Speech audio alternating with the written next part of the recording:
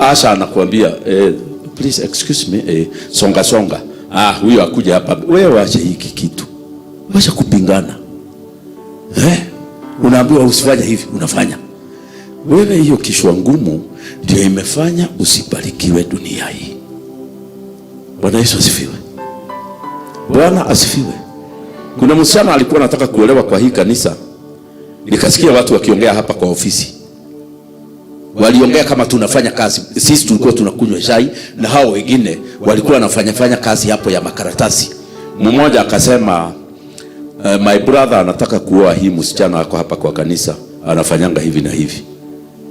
Mwingine akamwambia huyo anatukananga watu. Huyo akimuoa nakwambia msichana alimaliziwa nikiona na macho yangu.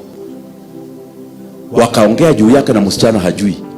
Na kijana ameshamsalimia mara 2 mara 3 akimwambia nitakwambia vile ninasikia. Kijana alionwa na sister yake.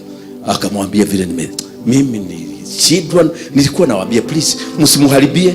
Akasema hapana. Huyo hana breki ya mdomo. Huyo kaile tukaitoka tia hikile. Sasa hiyo msichana hajui ameharibiwa.